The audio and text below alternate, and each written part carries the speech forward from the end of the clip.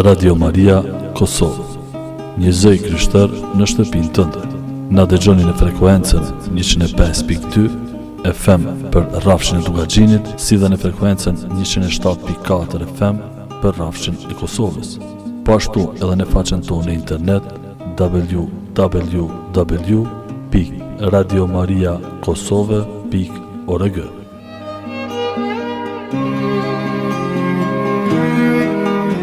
Radio Maria Kosovë, një zëj krishter në shtëpinë tënde.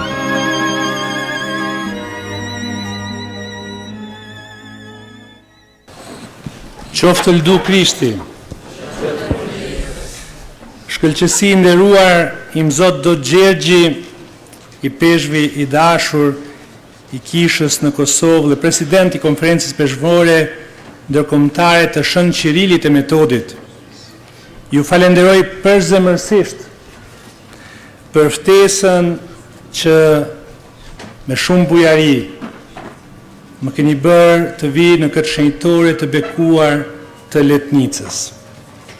I nderuar im Zot Zevgashi, shumë i dashur nga gjithë populli ynë, i peshve, i nderit, i Tivarit.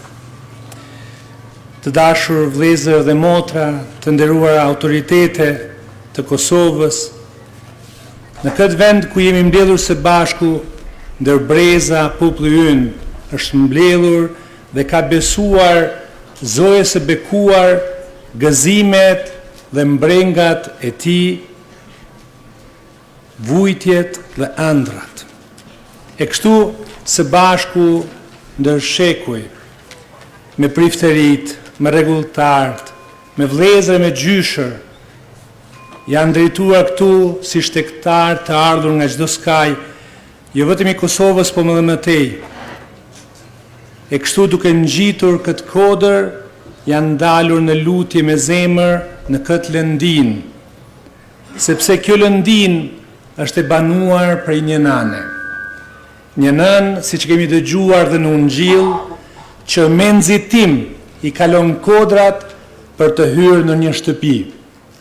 E kjo shtëpi është zemra e secilit prej nesh, pavarësisht situatës në cilën ndodhet. Pasi, miqtë e mi, qielli nuk ka problem me ndriçu tokën. E nana jonë e dashur, zoja e Letnicës, të cilën e sodisim sot të ngritur në qiell, përpara ajo është banu prej qiellit, sepse fjala u bë mish, e banoi në zemrën e Virgjës Mari, që është i lumi Jezu Krisht. Në fakt kemi dëgjuar në librin e zbulesës leximi i parë, ku Shën Gjoni apostull thot në soditjen e tij: në qiell u duk një shenjë e madhe, një grua e veshur me diell.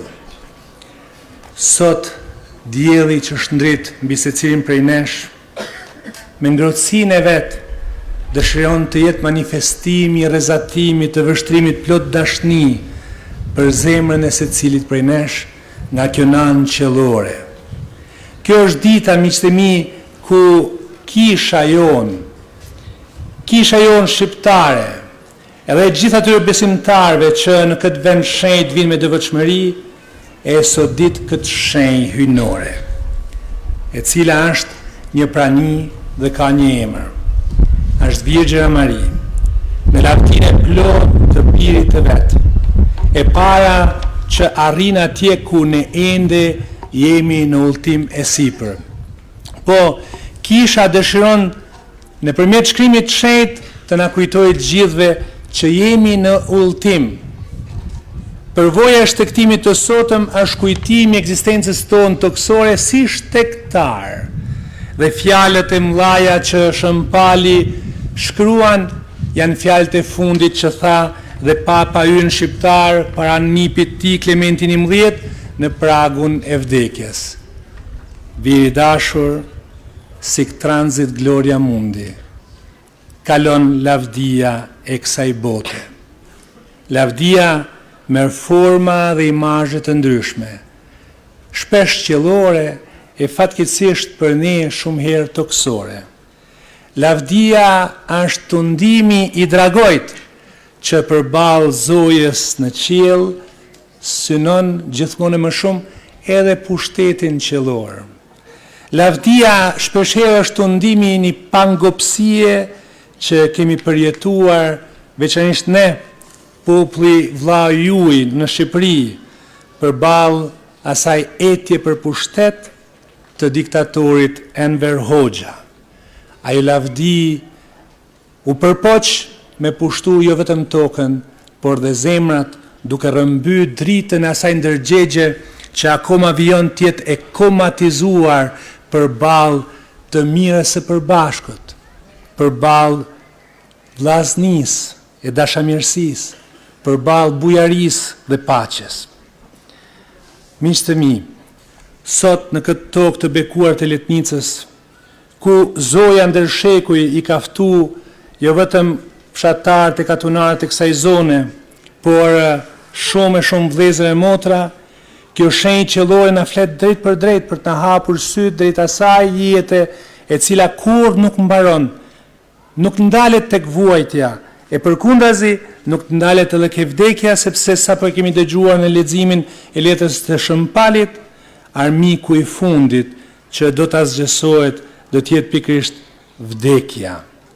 E kështu Zoti na ka thirrur edhe neve të lumë bashkë me Virgjën Mari, sepse e ka mundur të keqen e cila jo rallëherë ndër shekuj, por fatkeqësisht edhe sot gjendet shumë e mikpritur në zemrat tona. E ka një herë e bëjmë të keqen aleate për pak lavdi, një lavdi kalimtare, tunduese, dredhëruese e fatkeqësisht përqarse. Kemi nevojë atëherë që edhe neve të kuptojmë që Zoja sot na fton të çojmë syt drejt qiellit, të sodisim praninë e saj hyjnore. Në fakt, në ungjillin e sotëm kisha na vendos para syve të shpirtit të mendjes Marin që me nxitim, jo vetëm drejt Elizabetës, por tek secili prej nesh don me ardh sot. Ti kem njët këtë kodër, por Zoja po don me njët një kodër e do të thosh animal më të vështirë, që është ai I krenarisë sonë, mendore, intelektuale, shpirtërore.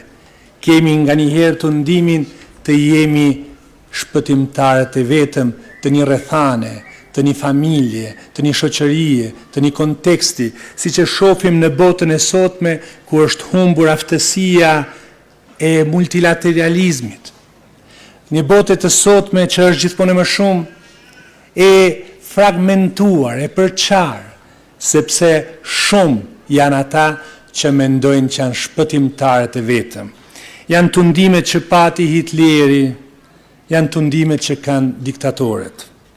Nëna jonë e dashur shenjta Nën Tereza na kujton që hapi I parë një jete të re është të shkputemi e të drejtohemi zërit të ndërgjegjes.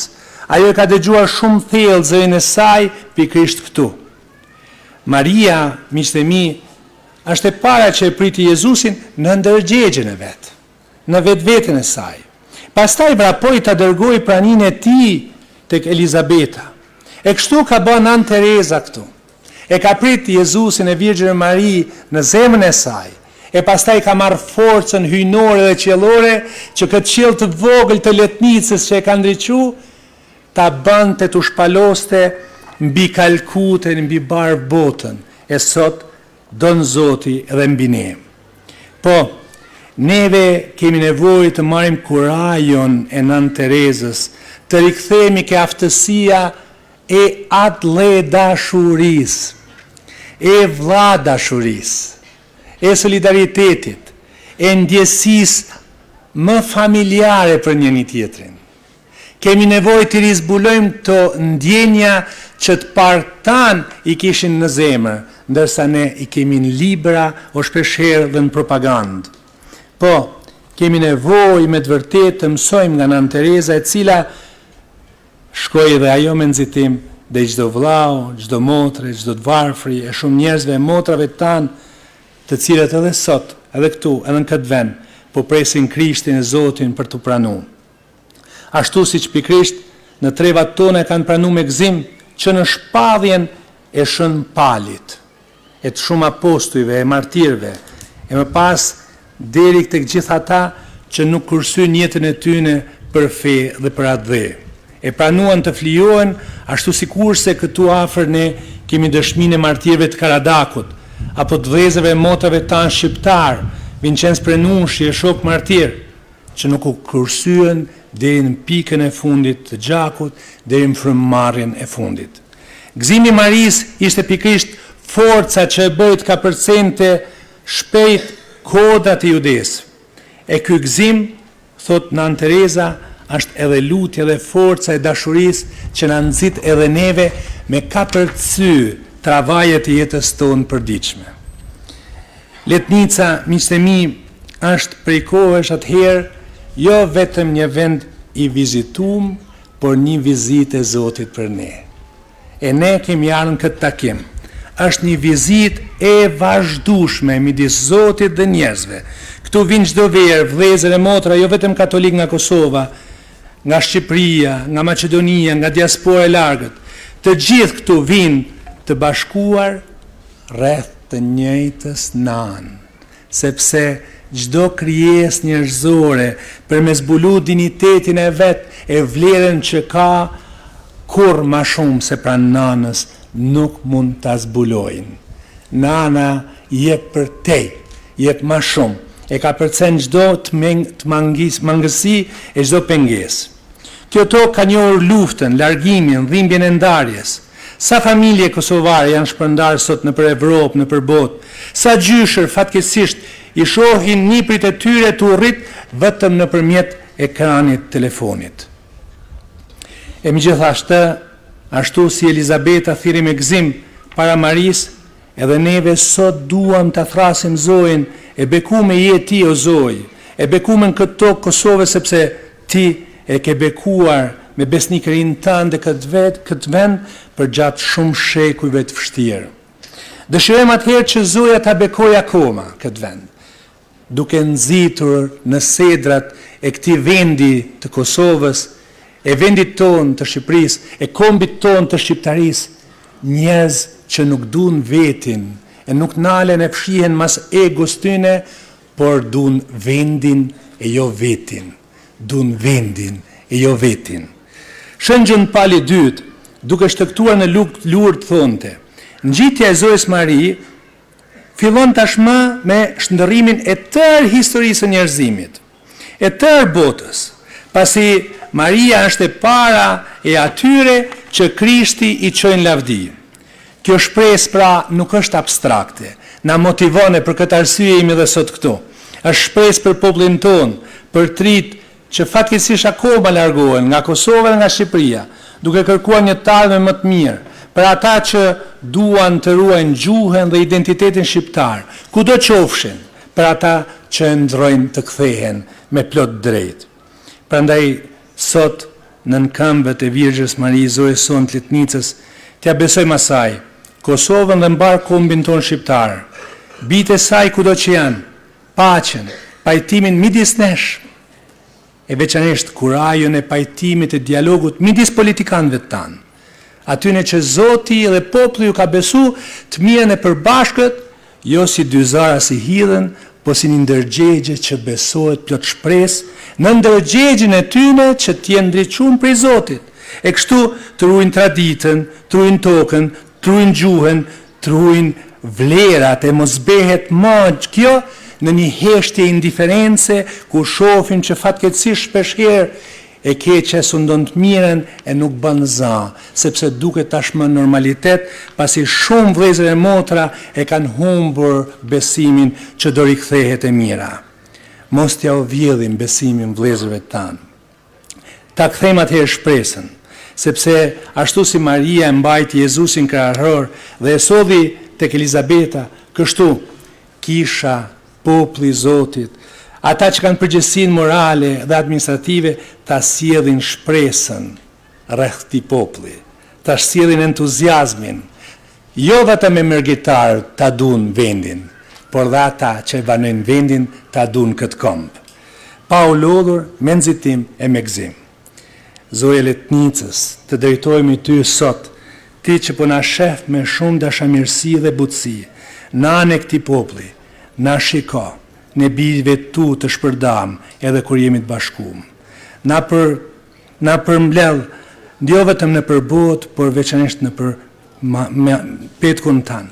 Mos lejo të humbasim shpresën, apo gjuhën, apo vllaun, udhëhiqi hapat tanë, e qofshin ato në rrugë të lehta, të vështira, gjithmonë drejt bririt tanë Jezus. Amen.